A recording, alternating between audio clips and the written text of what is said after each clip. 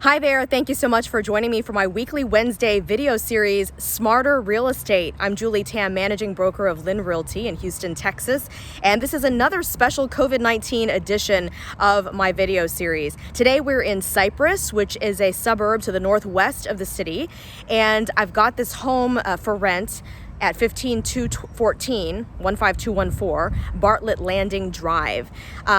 This home is listed on har.com, and the video is available there as well as on Facebook and YouTube, my usual channels for this video series. And that's because I'm taking you on a video tour today for those who are not as comfortable with coming out to look at a property, or perhaps want to use a video tour as a way to vet the property before they come out and look at it. So obviously during this coronavirus pandemic, again, I've said this suggestion in the past, but if you do want to come out, you can still do so safely according to health officials by wearing a mask, sanitizing your hands after you leave the home, and try not to touch things, and just stay at least 6 feet away from your realtor who's showing you the property. All right, so I've got a special guest with me today, and that is actually my husband, who is a professional photographer, and he's shooting our listings, most of them for us. His name is Saqib Siddik. He's taller than me, and now he's standing higher than me on the driveway, so that makes it even worse. But anyway. Hello, Internet. He's got his camera, and you know what? That looks like some fancy, crazy contraption, but what is it really? You know what? This is actually just an iPhone 11, and I use the iPhone 11 because, you know, it's great technology. I've been shooting with a DSLR for years and years. When this thing came out and I saw the specs on it, I thought this is a perfect opportunity to just move forward, move beyond the DSLR, and use the state-of-the-art technology. What I've got here is the iPhone, and around it I've got this contraption which is called a Beast Grip. And what that allows me to do is use an external wide-angle lens, which is going to be great for real estate photography. So you'll see the results of that when we show some of those later on in the video. So, all right, yeah. We're going to go into beast mode, apparently. Okay, so first we're starting in the exterior, and so Saqib, can you just explain what angle you're shooting from and why, because that's so important to showcase the house. Yeah, so what I noticed when we pulled up here is that this house, I mean, it's got a very nice brick exterior. We have a driveway, you know, pretty common to see the driveway with the attached garage. They have a very nice lush tree right here in the front yard. The problem is that the tree actually blocks the optimal view of the house. Normally I would stand over here and shoot the tree, or shoot the house, but if I shoot from this side, the tree's going to get in the way, so that's not really going to work. So instead I had to come over here on this side and shoot from this angle. It shows the driveway more prominently, but it's better than having a tree blocking the view of the house. Right, normally we don't want the driveway and the garage to be in the foreground, but like you said, there's a tree, so. Right. So I can show you inside what the shot looks like. It's a little bright out here, but yeah, it looks like it's going to turn out pretty well. All right, so we'll go outside, or go inside rather, and I should mention that the time of day also matters. So actually, Saqib, as we were walking in, talk about positioning of the sun and what kind of weather and lighting and how that affects your shots outside. Yeah, so ideally what you want to do is you want to choose a time of day when the sun is shining on the front of the house. The worst thing you could do is pick a time of day when the sun is behind the house, because then the house is of course going to be completely backlit, and that's going to end up with a dark house. You don't want the house to be dark. You want the house to be nice and bright and cheery, and, you know, a place that somebody would like to live in. So try to pick times when the sun is somewhere near the front. You try to avoid the noon hour when the sun is directly overhead. The shadows are not as flattering, but, you know, you do what you can. You know, 3, 4 o'clock, 5 o'clock, you know, those are good times to shoot these videos. So, you know, we're here inside the house, and, you know, it's nice and it's pretty bright in here. There's a good amount of windows that I'm seeing. Mm-hmm. So what I'm going to try to do is get multiple angles of each of these rooms, and also show how the rooms relate to each other. So like, we're standing here in the entry. I see the entry is right over here. There's a front bedroom over here, and then we have a dining room which opens out into the kitchen, and then a breakfast room and the living room beyond. So when I shoot the photos, I definitely want to showcase the individual rooms, but then I also want to show how this room connects to the other rooms that are out there. Okay, so we'll let you get shooting, and then I'm gonna take people through some of these front areas while you do that, and then we'll catch up and take a look at the photos that you've got. Sounds great. All right. And to mention also, typically, wow, my hair just went into a tailspin with the wind out there. Typically, we don't shoot too many angles of the house, but now we're shooting even more, okay? So typically in any given room, we'll shoot from one corner and then we'll do a reverse angle to make sure we show the closet, for example, or the entrance to the bathroom so people can see relative to different parts of the room where other things are. But now we're also showing the garage and other things that may not be as pretty that we wouldn't normally showcase just because fewer people are going out to look at homes in person. So even if we don't post a picture on MLS, in Houston's case, HAR.com, which stands for Homes and Rentals, we are doing it now because that way people, can see more of the home. Or even if we don't post it on MLS right off the bat, we are keeping those pictures handy so that if someone asks for more pictures, then we have them to show them. This is just the front bedroom with really nice steam cleaned carpet. Again, bright windows right at the front of the home. And as we come out here, we can see there's a coat closet right near the front of the home. And Saqib mentioned he's shooting in the dining area. And it's a great open floor plan, which people like because there's great connection for family life. You can see everybody and also for entertaining. So here in the kitchen, we do have the pantry and granite countertops, all black appliances, an under-mounted double sink there, tile backsplash, and a lot of cabinetry, including those nice tall 42-inch upper cabinets for extra storage. And then the breakfast is right off the kitchen. You pretty much have an eat-in kitchen. Plus, there's this island for extra counter space and a spot for the refrigerator there under some extra cabinets. And then the back of the house, we have a den finishing that off, ceiling fan, which is great in Houston, especially as hot as it is now. I'm sweating in every video I'm shooting these days. I'm gonna step out to the backyard to show you this because the backyard's pretty nice before coming back inside. So you have a wooden workbench plus a wooden deck that's pretty expansive. So a great place to get, some patio furniture out here. And, if you have kids that want to have their playthings. The grass is a little long. We have folks that are regularly maintaining the landscaping and they are due to come out again. So, all right, so let's head back inside. And the reason why I'm not wearing a mask in this home, you've seen me wear masks in the previous properties I've entered, is because I know that nobody's been in here in the last 3 hours because we have it under our control still and it's not listed and available to the public. And so therefore, there's not germs potentially still floating around in the air. Are you ready for me, Saqib, or should I move to a different part of the house? No, you can keep on going. Okay. Yeah, why don't you keep on going and I'll be right with you. All right. Because, we'll want to revisit those areas that you've shot. So take a look at the master bedroom. Actually, hold on one second. Here's the AC control. We're going to enter here to the master. Pretty large master in this home because this is not a gigantic house. So for the size that it is and the number of bedrooms we have here, this is actually a very sizable master. And I'll pan a little bit so you can really see and get perspective.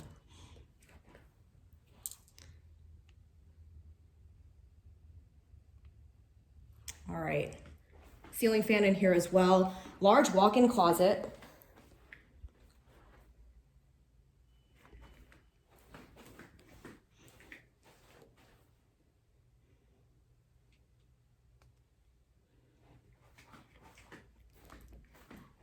And the bath. Hi there. Here is the water closet. French doors to this bathroom. And we have a medicine cabinet, double sinks, which is a great feature. And then we have a separate shower and tub. Nice deep tub, plus some wall art. So this home has been made ready. We've done everything that we know of that needed to be repaired in terms of any minor things, and then also cleaned and freshened up, paint and all of that. So I'm gonna move to the front wing of the home. So the master is separated in a split plan, which is great for privacy. This is the laundry room. We have shelving and a hanging rod there where your washer and dryer would go. And there is an alarm system and a 2-car garage.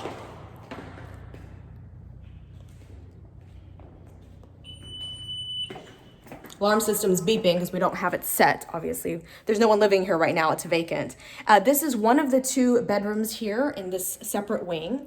You do have 4 bedrooms in this home. That very first one I showed you can also be a study, the way that it's set up in the front of the house, or it could just be one of the 3 secondary bedrooms in addition to the master. Closet.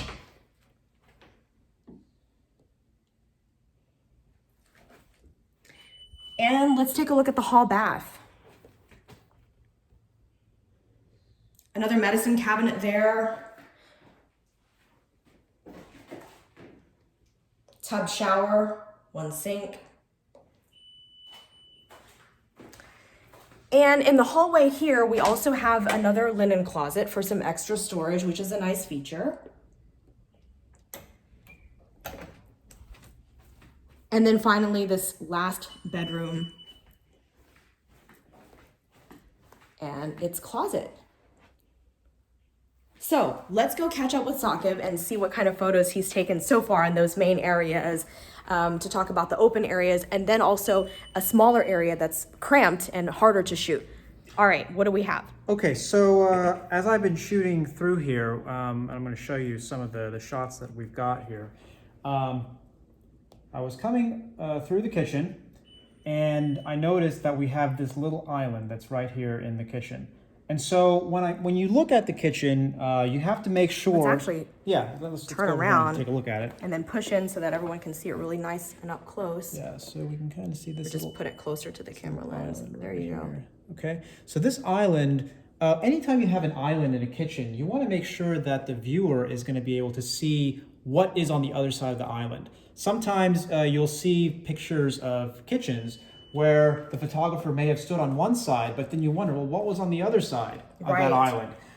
So in this kind of situation, you definitely want to get an angle from here as we're looking, but then also come around to the other side and make sure that you get another angle where you can clearly see that, okay, yeah, there's some more cabinets and drawers on the other side of this island. And be able to see some of the appliances that are blocked from the other side. Exactly. And then while we're talking about appliances, it's a good thing to watch out for reflective surfaces. Don't pick your nose while you're shooting that range, right? Don't pick your nose. Make sure you're wearing pants, and don't appear in the reflection of the dishwasher or the microwave. So let's see that full shot one more time, not zoomed in, because you were focusing in on the island, but we'll see the full shot from both angles. Okay, so here's one angle right here. So that was the first angle that we were looking at. Let's push it up really close so people can see that nice and clearly.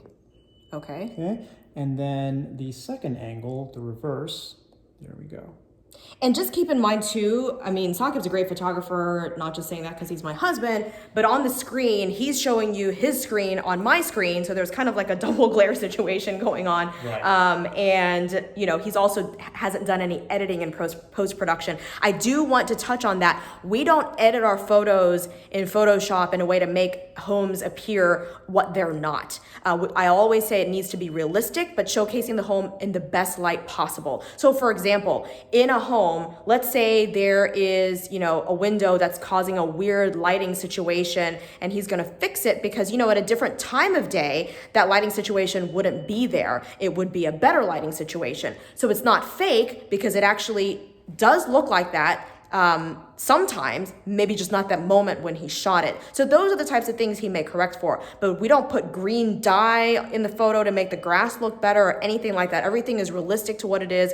And we don't do that whole fish bubble super wide angle effect to our photos. Okay, so finally, let's wrap up with something small, a small cramped space. Let's go to the master bathroom. I was noticing some interesting things in there. Okay, and you would think a master bathroom is large, but you don't realize sometimes until you get in there that there may be some funky angles, you know, where it's hard to shoot certain parts of it. Yeah, now in a master bathroom, okay, this master bathroom has 2 sinks. Okay, 2 sinks are a great feature to have in a master bathroom.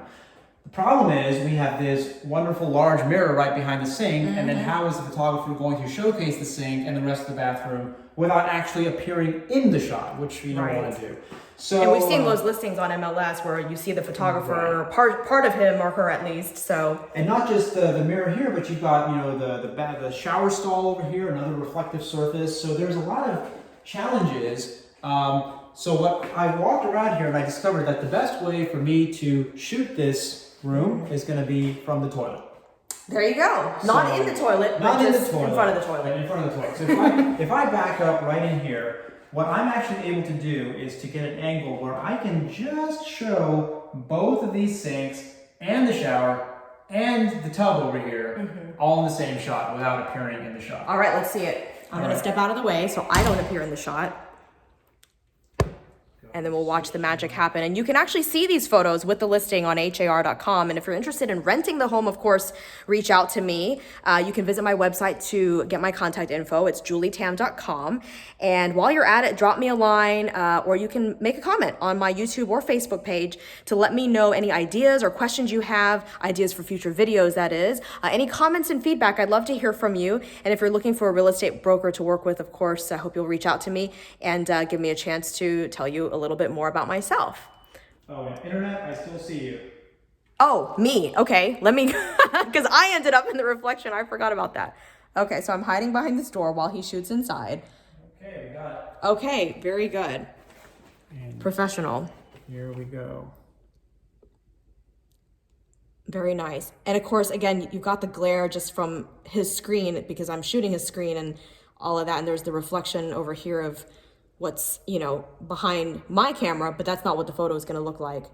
But you get the idea. Couple of last things I want to mention about shooting photos with the iPhone, if you choose to do it. I am actually using the Adobe Lightroom app. What that allows me to do is shoot raw photos with the iPhone. So I'm not shooting JPEG, I'm shooting RAW. RAW gives me more flexibility because it's capturing the raw data off of the phone. The other thing is I'm using an external lens because this attaches right in front of the main lens on the phone.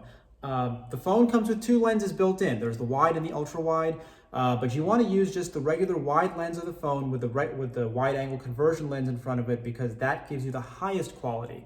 So the things that I've got added to this phone allow me to get the most out of it. Which is not to say that you can't shoot great photos with just a plain iPhone, but just be aware that there are things you can do in terms of the apps that you use and the gear that you use, which will get every single little last ounce of performance out of the phone. So just Great. FYI. And you still use your DSLR professional camera sometimes? I still use it sometimes. Yeah. The best time to use a DSLR for me now is if a client would want me to shoot photos that they're just going to blow up to 48-inch print.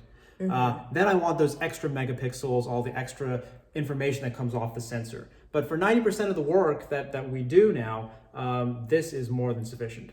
Okay, very good. Well, thank you so much for joining me today on my Smarter Real Estate video series. And thank you so much for watching. I hope you have a great week and I'll see you again next Wednesday. Bye-bye now.